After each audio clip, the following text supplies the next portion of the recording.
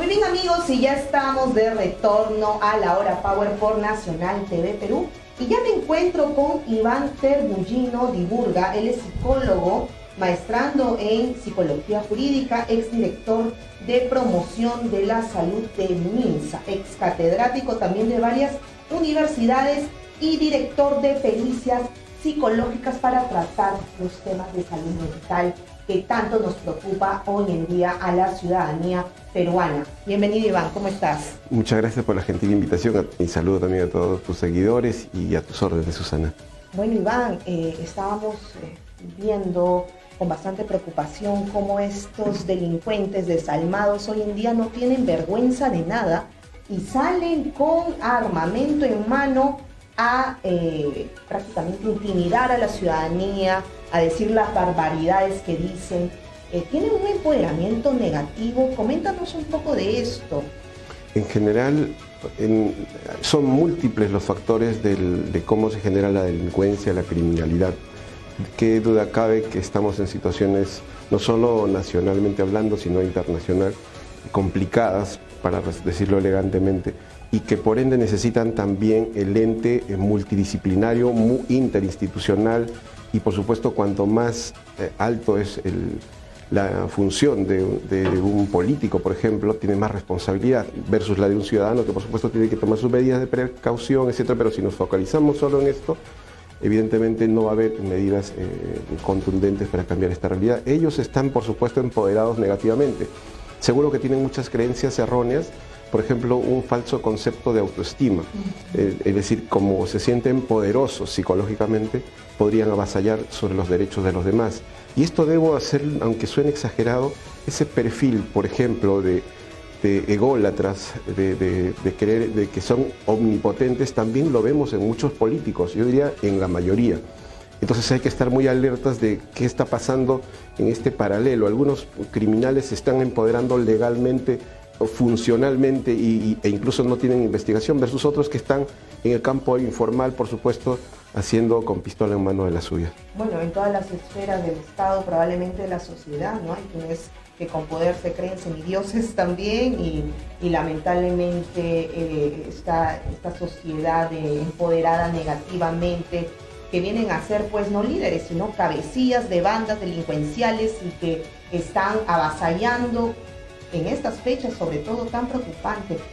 ¿Cuáles son precisamente esta base que nosotros debemos de tener en la sociedad para poder tener una buena salud mental, doctor? Muy buena pregunta, porque es muy frecuente usar, dejando un poquito de lado el tema de la criminalidad, ya en el mundo quehacer, incluso de muchos youtubers, etcétera, empoderarse y toda una línea de acción, incluso el empoderamiento femenino o masculino.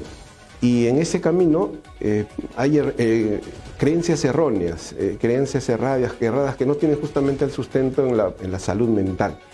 Todo ciudadano, todo joven, incluso todo adolescente, por supuesto, que tiene que empoderarse, pero algunos lineamientos clave para que ese empoderamiento sea sostenible.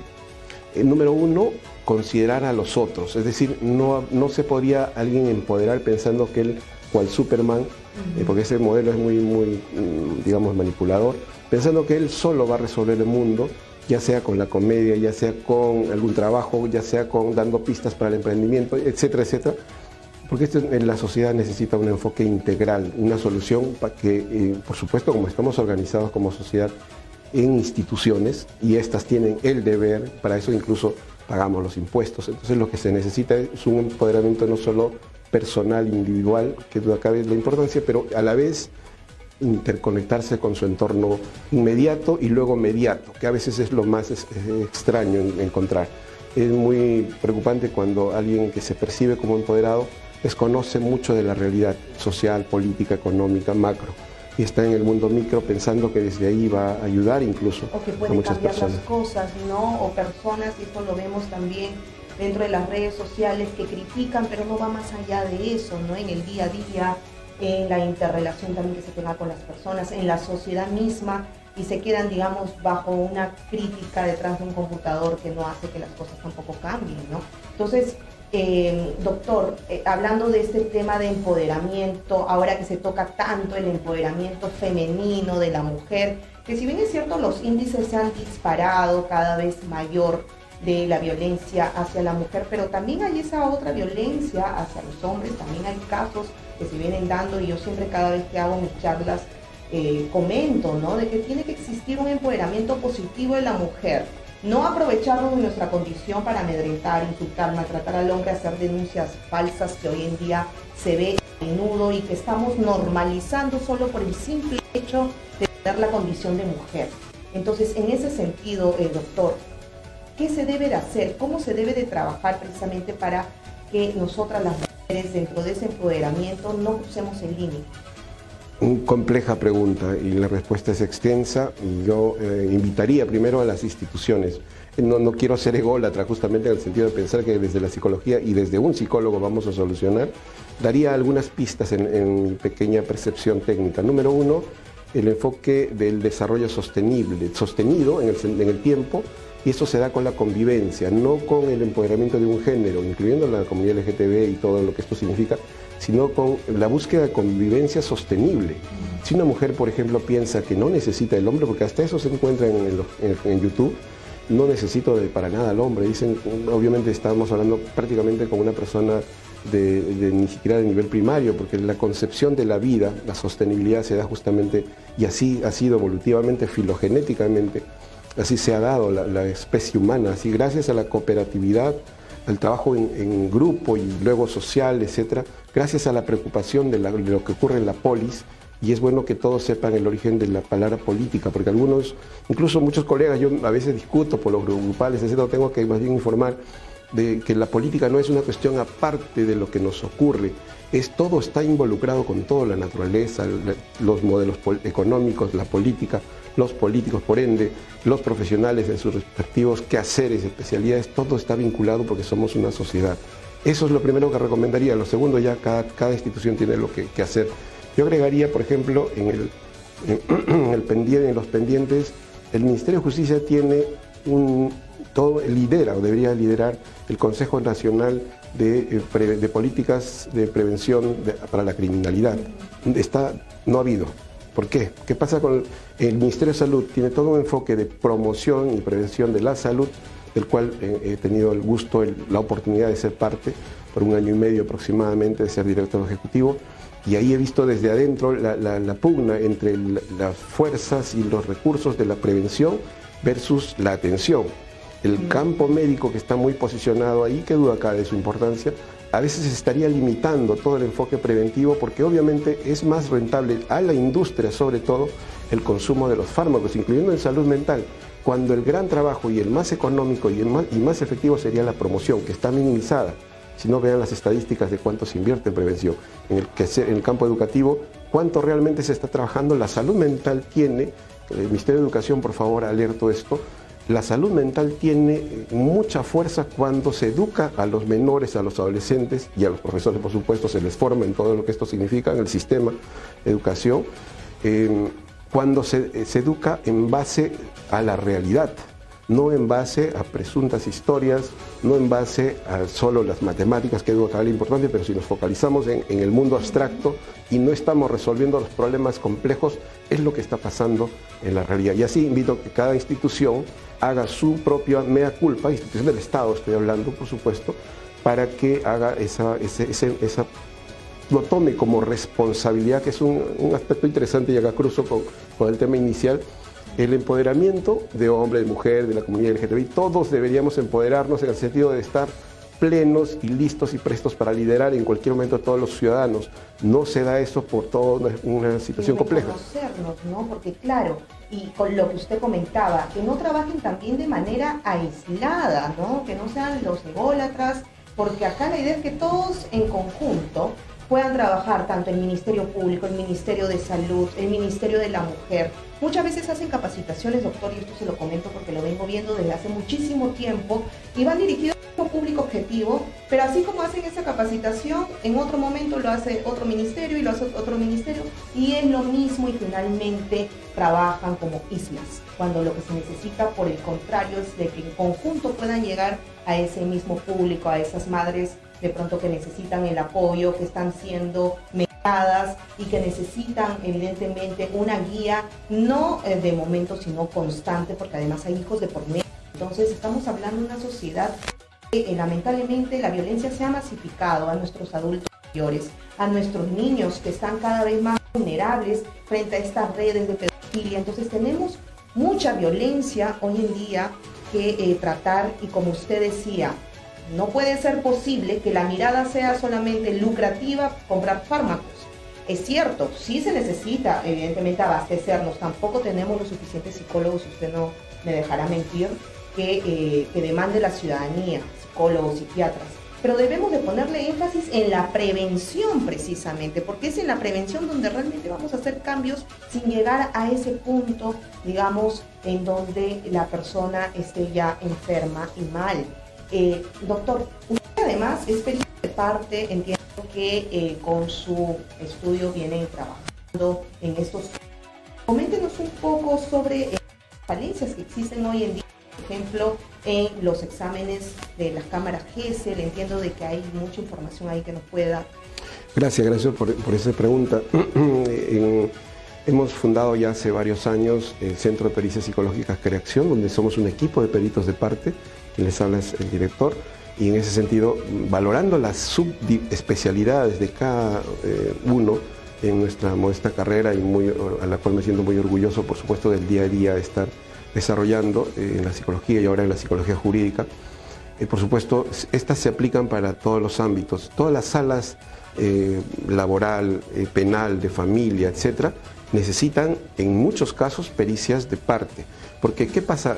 Las de oficio, que son las más presentes sobre todo en el ámbito penal, hacen su trabajo muy bien, algunos tienen observaciones y es donde justamente solicitan el trabajo del perito de parte. El paralelo de tener dos pericias le da una fortaleza importante para los ojos del juez. El juez no puede solamente de repente ver una pericia de oficio, porque podría tener algunos sesgos, entonces, o algunos detalles, algunas deficiencias técnicas. En cambio, cuando tiene las dos pericias, la pericia de parte también, en muchos casos no coinciden y termina en un debate pericial, donde los peritos que han firmado ambas en presencia del juez exponen sus metodologías, su enfoque científico, etcétera, todas las herramientas que ha usado para llegar a esas conclusiones, de las cuales los jueces están tomando decisiones, en muchos casos donde juega la libertad de un ciudadano o de una ciudadana. Entonces es muy importante que esa verdad se esclarezca. Nada más importante que un debate, por supuesto, alturado, respetuoso, técnico. Y yo invitaría que esto se haga en todos los temas antes de decisión. Doctor, si un denunciado no se quiere someter a una pericia psicológica. No podría, entiendo que, por ejemplo, el fiscal tiene todas las prerrogativas, ¿no? Todo el deber y el derecho para invitar a quien está investigando o a las partes a que pasen por las pericias, y el Instituto de Medicina Legal, pericias de oficio, hacen su trabajo. Importante, que duda cabe la importancia, donde en algunos casos se requiere la pericia de partes, donde nos convocan. Ahora, ya cuando lamentablemente se dan este tipo de violencias, hemos visto, y yo personalmente he visto con mucha alarma esta cifra de 3.000 secuestros en el año. Se ha incrementado terriblemente, hemos visto ya que esta es una realidad en países vecinos, en Ecuador, en Colombia. Hace poco un futbolista conocido habían secuestrado a sus padres, a ambos, y luego escuchábamos a su padre en señal abierta, bastante acongojado, digamos, necesita evidentemente llevar terapia. ¿Cuáles serían en todo caso, o qué tips daría, doctor, para aquellas personas que son víctimas de secuestros y que están además meses encerrados? Bueno, y que las estadísticas son preocupantes, secuestros al paso, etcétera. Evidentemente el trauma, niños, incluso el estrés postraumático y otras dolencias y otras afectaciones psicológicas y probablemente hasta daño psíquico que le están generando. Por supuesto, invito a que hagan uso de los servicios de salud mental, tenemos centros comunitarios de salud mental que son del Estado, del Ministerio de Salud, tenemos clínicas del Estado, por supuesto, del mismo Ministerio de Salud para quienes tienen la posibilidad, y las clínicas particulares o consultorios particulares donde, por supuesto, puedan atenderse. Quizás recomendar la terapia también, en particular, que está teniendo más éxito según algunas investigaciones, la terapia cognitivo-conductual, que es muy válida, muy eficiente para estos temas, y el compromiso de los familiares. Doctor, ¿cómo es esa terapia cognitivo-conductual? Bien, la psicología tiene varias escuelas y cada una ha desarrollado sus herramientas históricamente, sus enfoques, etcétera. Todas son válidas. Algunos somos eclécticos, es decir, usamos algunas herramientas, algunos enfoques que nos parecen más efectivos. Particularmente, incluso estoy centrado más en el tema de evaluaciones. Otra especialidad es la terapia, y se necesita justamente alguien que esté permanentemente viendo casos ya en la sanación, en la curación psicológica. Entonces, para que no solo se vea el tema farmacológico, a veces piensan que la salida es solamente darle un fármaco antidepresivo y ya se va. No es así. Con todo el perdón de los psiquiatras, exactamente, deberán siempre recomendar, y seguro que así lo hacen, y lo importante es cumplir también la terapia psicológica, que involucra no solo un enfoque individual. Las terapias psicológicas las recomiendo, y por favor los usuarios, los clientes tengan a bien solicitar terapias familiares, terapias de grupo, terapias de pareja. La salud mental, repito, te insisto y no me cansaré, no es una cuestión individual, es una cuestión colectiva y social y política y más allá. Entonces, mientras no estemos, mis colegas también invito por favor a ampliar su espectro de percepción del problema. No van a resolver solo dándole consejos. Incluso una persona que está con indefensión ni siquiera va a entender el consejo, y si no se le da por escrito no lo va a tener la opción de repetirlo. Y no lo va a poder aplicar porque su estado mental no le permite justamente ese empoderamiento futuro cuando salga de su estado de debilidad psicológica, digamos. Pero los colegas necesitan ayudarse con las personas que rodean, invitarlos a sus salas de sesión y con ellos empezar a armar, y también involucrarse, por ejemplo, ¿qué pasa con una persona que ha sido secuestrada? Además de su propia sanación interna y social y grupal, va a ayudar mucho el tema que se haga justicia. Entonces, es importante estar velando cómo está el sistema de justicia. Si tenemos una fiscal como la que tenemos en nuestro país, en nuestro querido Perú, y donde la misma institución está secuestrada, yo lo veo literalmente un secuestro psicológico donde sé que hay muy buenos fiscales, muy saludables, incluso valoro a aquellos que han renunciado. Hay varios casos en las instituciones públicas que han renunciado justamente por esa autoestima profesional. Es decir, no se quieren volver cómplices de esas decisiones antiéticas, incluso ilegales. Entonces, e insanas, por lo tanto, se dañan la salud mental, ¿no? O sea, por supuesto. Realmente eso nunca debe ser negociable. Decía una frase, una conocida escritora, si tu ética y tu trabajo están de por medio, tienes que elegir por algo, pues siempre habrá un mejor trabajo, porque la ética no puede ser negociable. ¿Dónde están los principios y los valores de los fiscales? O sea, hoy en día vemos fiscales que han estado en cargos importantes, en donde han estado investigando, y esto lo vemos recurrentemente, investigando a bandas criminales, y cuando salen de fiscalía por X motivo los terminan expulsando, ahora trabajan para estas bandas, para esta gente. Entonces no puede ser posible.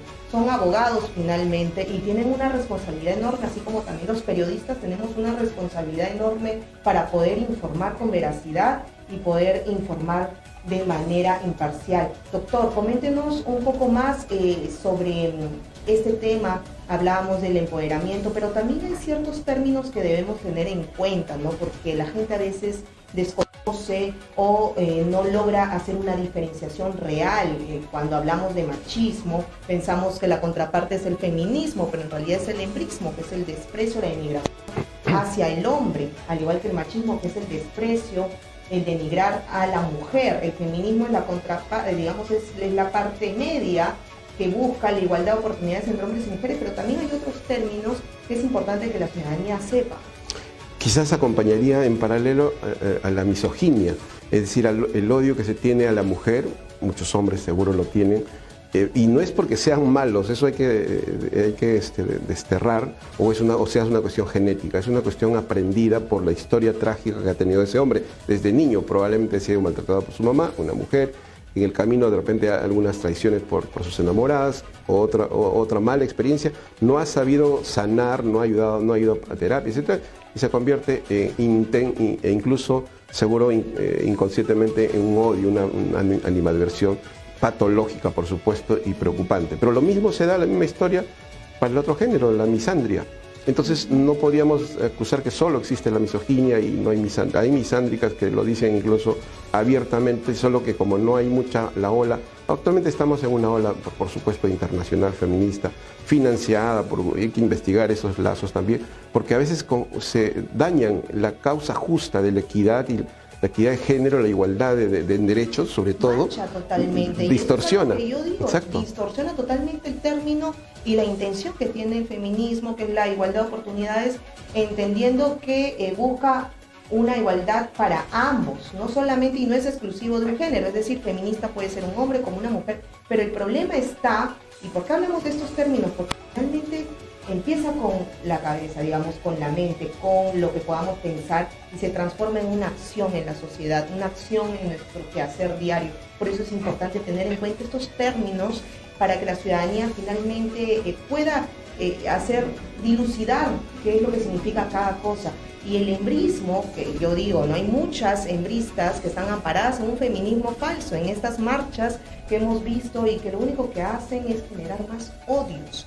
Entonces, este tipo de cosas definitivamente, este tema violento, pues se tiene que frenar, porque violencia más violencia lo único que trae es más violencia.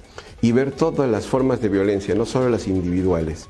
Hay que ver las violencias que menos se están viendo, son la violencia institucional.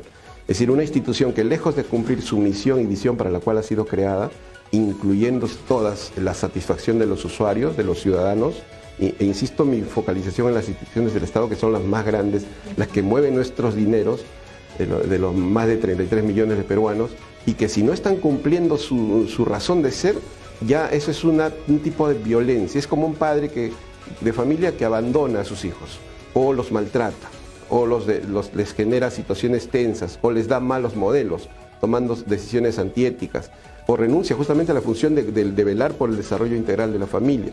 Esos padres están siendo violentos. Lo mismo en las instituciones, si sus líderes, ministros, presidentes, congresistas no están cumpliendo, están creando, liderando la violencia de su institución. Los integrantes, cual hijos, los más sanos, por favor, intégrense, súmense en sus sindicatos, formen por lo menos grupos de estudio y sean proactivos con dignidad. La ciudadanía los va a aplaudir. La historia no se acaba este año ni el próximo, la historia continúa. Y a lo largo de la historia hemos visto que felizmente la sociedad está evolucionando.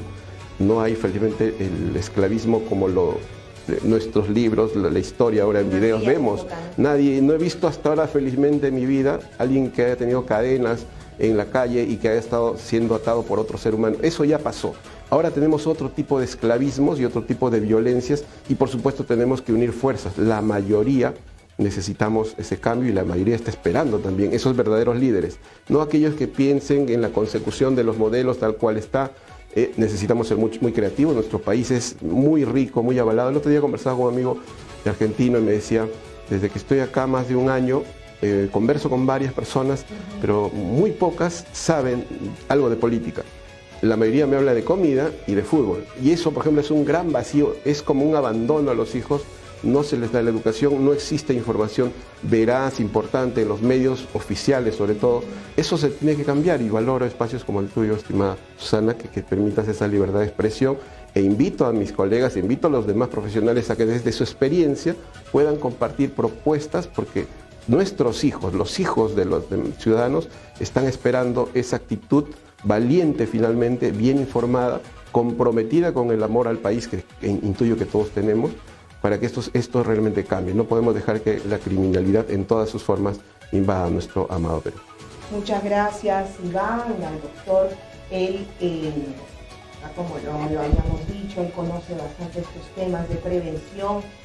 Seguramente vamos a tenerte próximamente acá en la Hora Power por Nacional TV Perú. Y como tú decías, muy cierto, ¿no? Tenemos que ponerle bastante énfasis al tema político, pero en su real hacer política desde cualquier ámbito, ya sea desde una asociación civil, desde una organización, por más pequeña que sea, para cambiar nuestra realidad.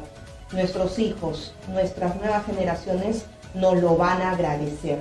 Muchas gracias, doctor, y bueno, ya nos estamos viendo, les mando un abrazo, así que no se olviden de dejarnos sus comentarios en las plataformas virtuales. Que estén muy bien. Muchas gracias, muy buenas tardes. Hola, mi nombre es Giovanna Argandoña y nos vemos en www.Nacional TV Perú. Disfrute todo el contenido.